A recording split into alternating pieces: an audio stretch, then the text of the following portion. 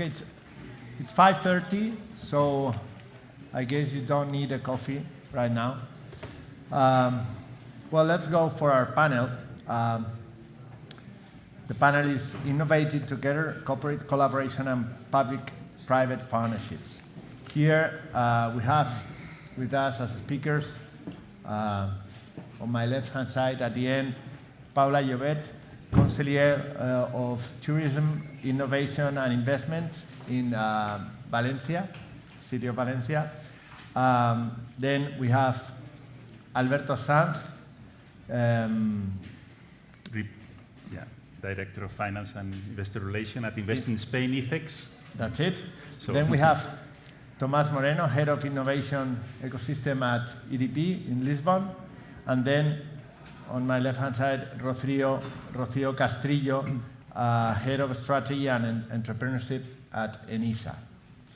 So during the earlier stages, many startups just think of financing or, going for seed capital, but sometimes we kind of forget that all the things are also important, and we can find partners both in the private and in the public sector that could help us, grow or be a better company.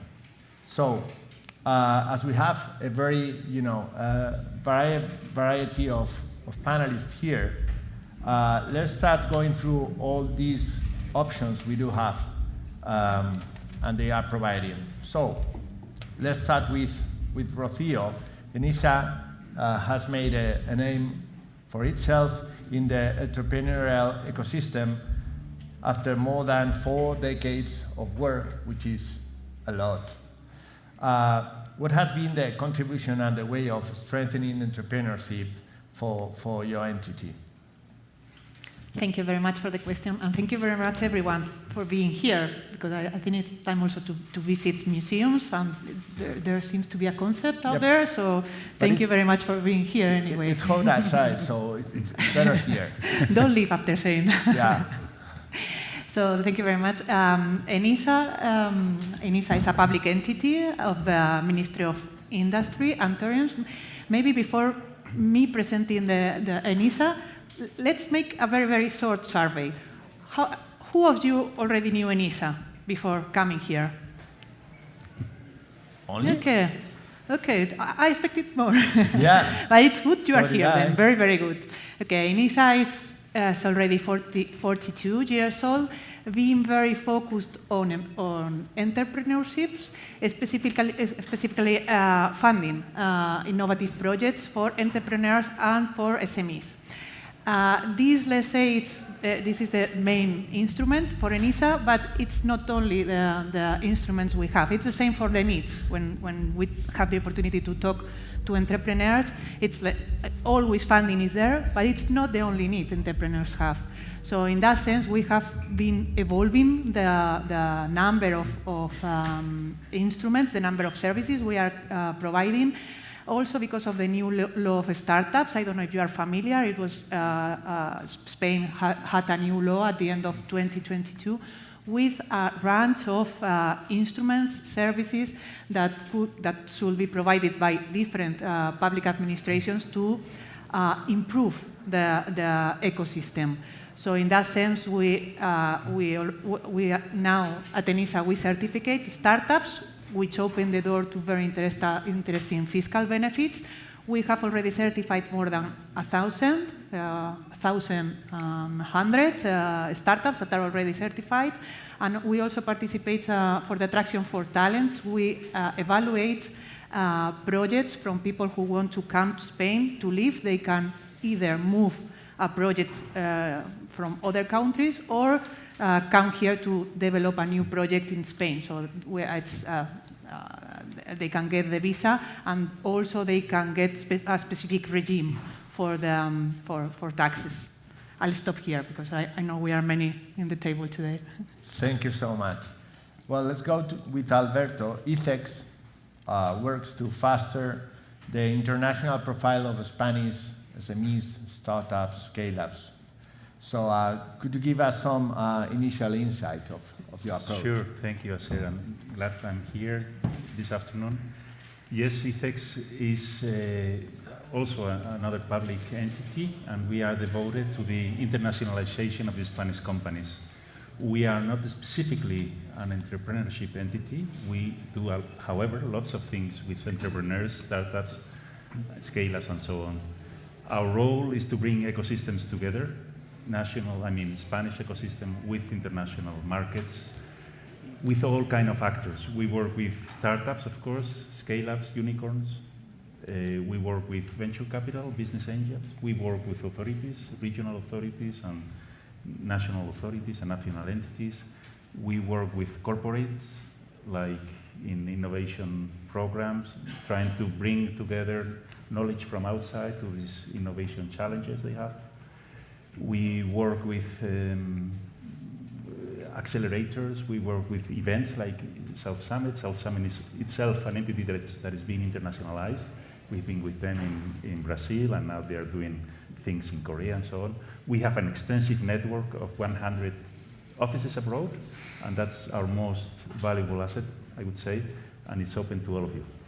If anything you have to do, you need to do there, you will always have local support wherever.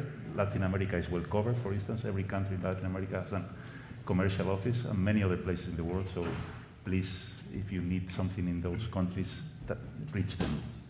So basically, that's what we do as here. Thank you so much. Okay, let's go with Paula. Valencian ecosystem has a huge potential, and it's growing year by year.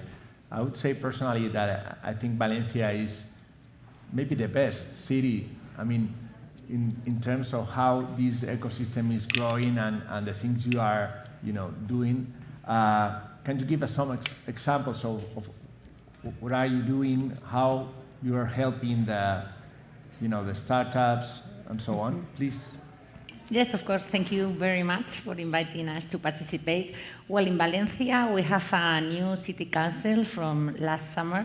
And the first thing that we wanted to offer to the ecosystem, it was a unique window.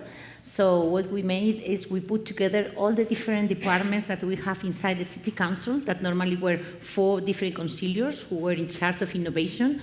We put all them together, and we created a really big area where we put together smart city, innovation, ecosystem, entrepreneur, technology inside the city council.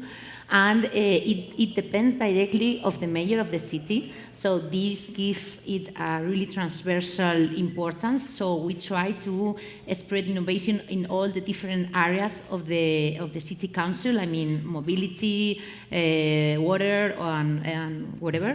We have double resource that they are also really important, to see that, yes, that for us it's a key project inside the strategy that we have in the city as a whole. We identified that we didn't have a hub in Valencia. We were in a really good position. We are the city with more startups per inhabitant. It has been the ecosystem that has grown more in the last year, but we didn't have like a public-private hub. So we thought that this was really important, and we have opened a new building. So now we have more than 10,000 square meters where we have all the ecosystem. So we put together the universities that we have, one of the best technological university in Spain. We put together the research institutes. We put together startups, spin-offs, and different centers that we have. We put together the public office that we have for investment, that we give this role of, of soft landing in the city. And we open also a space, a soft landing space that we offer to any technological company that wants to open new markets, and they need, to know clients and suppliers and whatever. So they say, okay, we go first 2-3 people, and if we feel that, we can have here market, then we go. So if you give them an environment of innovation where they have together all the ecosystem, that you have also the administration, because it's a public building, you have direct contact with them, I think this is really important. And the other thing that we needed to facilitate, it was the law, the regulation. I mean, we wanted to have like a bureaucracy that is easy, you know, to an entrepreneur in the city. So we have developed our Sandbox tool that we approved it last month in the plenary session of the City Council, and it is for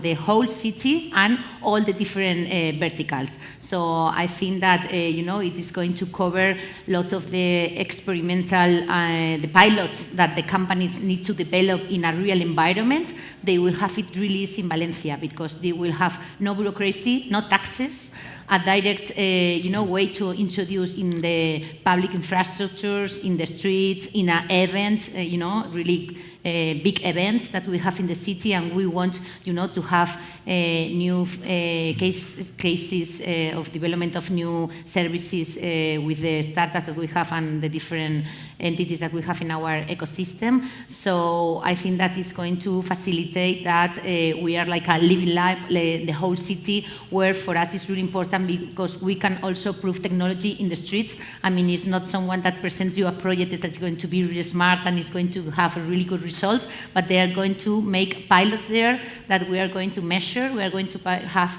KPIs, and we are going to see if it really has the effect that we want in the city, so we can scale it to other neighborhoods or the district of the city. Thank you. Good job, Paula. I think it's a quite interesting approach from a public entity, in this case, Valencia City Hall. Let's move to Tomás Moreno. EDP is a big corporate. Well, just in case people don't know, give us a brief of what EDP does and how you fit with the startups ecosystem, and how you collaborate and so on. Sure. First of all, thank you for having us. It's always good. South Summit is an excellent excuse to come to Madrid, and it's always great to be here. Yeah, so as you're saying, EDP is a utility, an electric utility. We're present in Spain, but we're present in 30 countries. It's a global multinational.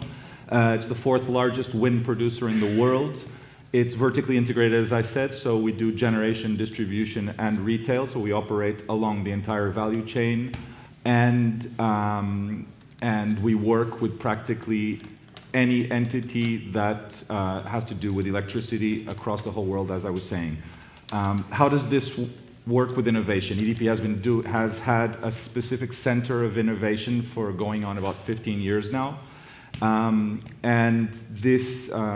aside from the innovation center, which is in Lisbon, we have 3 innovation hubs, one in Singapore, one in Brazil covering South America, and one in Houston covering North America. So these are kind of our antennas, because we see innovation as being entirely global, and we are geo-agnostic in terms of the origin of solutions. What we want is the most cutting-edge, cream-of-the-crop solutions to incorporate in our business, and our business is based on an open innovation philosophy. So we have totally forgotten that it has to be built in here, it has to be invented here. We assume that if we have a problem, someone else has been thinking about it for longer and is more specialized in that than we are. So we apply what we call best of breed. We try to find the best solution and incorporate it in one of our various businesses in the many geographies where we work. In terms of innovation, aside from the antennas, I could try to simplify this into, we have essentially 3 channels of innovation. So we have a CVC, a corporate venture capital fund, which has been working for a few years. They've raised 2 funds. Right now they have a commitment over 100 million. They've made around 40 investments so far. And we're happy to say, or lucky enough to say, that more happy than lucky, that at least in this portfolio we already have a unicorn. So that's good news for us. Congratulations. Then we have an evolution that we incorporated into this internal EDP ecosystem, is we now set up a venture builder or a venture studio about 3 years ago. And what that does is, for high impact projects with high uncertainty and high budgets and long time horizons, what we try to do is we put together a series of parts that together are bigger than, the whole is bigger than the parts. And this means bringing together a constellation of entities, and those are academia, startups, corporates, and find solutions that are not available on the market. The third one, it's the one that I head up, the Innovation Ecosystem team. And what we do is all about partnerships and co-creation. So we work with third-party entities to create, innovate, and disrupt our own business. And our business, the energy business, was the same for about 100 years, and now it's being turned on its head in about 2 decades. And we have to reinvent the business at the same time that we are in this, this race to reach the goals of energy transition, which EDP has some very aggressive goals, and we are already about 75% green in our energy mix. So EDP is today 75% green. Going back to the partnership, so we partner with academia, we partner with other corporates, we go to them and we look, we see what are our complementary skills, and what skills do we have that are complementary to address challenges that we have that are similar. And we do this around the world with large corporates, and we see how we can work together. And the third and big portion of what we do is startup engagement. So we scour the world through programs that we have in-house, and our 2 large in-house programs are Energy Starter and Free Electrons. Where just on these 2, we get access to maybe 2,000 startups per year, aside from all the other programs that we're affiliated with around the world. What we're looking for right now is much more scale-ups than startups. We want pilot ready, and we want ready to scale and to integrate, to validate, to pivot, to grow with the startup. But we're not at a point where we want ideas. We want something that we can test and integrate. That's why I say we no longer apply the word startups as much as scale-ups. And the other thing we don't do as much anymore is accelerate. What we do now is business development, which is very valuable for startups. We're not here to look at your marketing plan. We can do that if you're interested. But what we're here to do is to accelerate the business development of the startup within EDP and outside of EDP. And my team does that. And if there is a synergy with the ventures team, then that increases tenfold. Thanks, Thomas. So, do you think of it just for a minute? At the end of the day, a startup or an SME or scale-up or whatever, what you want, guys, is to grow, right? To scale, to sell more, to become bigger. And at the end of the day, both, all of you, I mean the 4 of you, provide solutions for them to grow, financing, corporate help, acceleration, facilities, so on, fast tracks, and internationalization. So you can go abroad, you can get financing. So we cover here in this panel kind of a wide variety of solutions.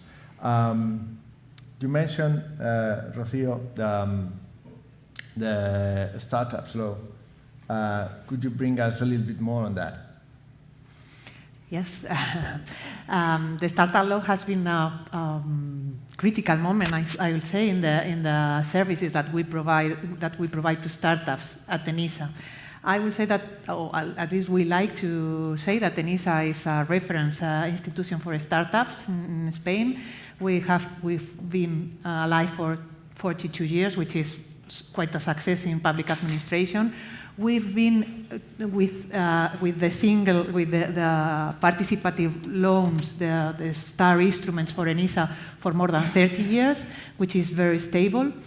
And from that point, we could only grow. So it was our opportunity also to transform this knowledge we have all over the years to create the ecosystem. And actually, I think this was the main goal of the law, to create this framework that allow us to understand well what a startup is, and from that point, to grow them, to create specific spaces for growing. Also, I mean, I will say this, the most known parts are the fiscal benefits, but we also have new opportunities that are still evolving because the law is quite new, at least in law terms. It's quite new, and we are still evolving the activities here. Okay, thank you. Alberto, could you give us specific examples on how you help startups go abroad? Sure. I'll try to mention 2 or 3 specific programs we have, since I believe there are quite a number of startups in the audience. For the Spanish startups, we have this so-called Desafía program, which brings like 15, 20 startups in different verticals, 3 or 4, 5 a year, to the best ecosystems in the world. We've been with them in Israel, in San Francisco, in London, for different verticals. London was clean tech, Amsterdam was food tech, San Francisco was cyber security, and so on. So this we do regularly, so take a look at our web page and see if there is any Desafía coming in your vertical, maybe you want to join. It's a transforming experience for those taking place in those programs. We do also work with foreign startups. We have different programs for them to help them settle in Spain. For instance, in the so-called Rising Up in Spain program, we help them with all we can. We provide them with legal services through our partners. We provide them with mentors, access to finance, maybe ENISA credits also. Maybe the bank. They need a bank, yes, of course, yes. They need to open a bank for foreigners, which is not always that evident, yeah. But they do, they manage. And now we also work, for instance, with venture capital, and I do work a lot with them because we talk a lot of internationalization startups, but I believe that venture capital needs to be internationalized too. So far, it has been a success model to finance Spanish venture capital through eco funds and European funds. But second, the other part of the coin is you need to invest basically in Spain and in Europe, because you are financed with public instruments. That's good, but it's not enough. Large international LPs need to be well connected to international venture capital. We also work there, trying to open doors for them to big, large institutional investors. We have to take into account that 80% of all that has been financed in the Spanish ecosystem comes from foreign capitals. So that's a huge challenge for us to fill that gap, because we have the capability of financing that. We have surplus of balance of payments. We could do it, but we simply do not have developed enough industry. So this is a challenge, and I believe this industry will be developed just as much as we can help them to internationalize. So these 3 examples would very quickly summarize what we do. Thank you, thank you. Well, we are running out of time, so it's 5 minutes left, and I will just ask you, in a minute, tell the people whatever you want to attract them to Valencia, to ICEX, to EDP. So, you go first. Well, yes, so in Valencia we have a global strategy that is Valencia Innovation Capital, where we are working in different lines. We think it's really important taxes. We have been taxes, the big city in Spain who has reduced taxes more.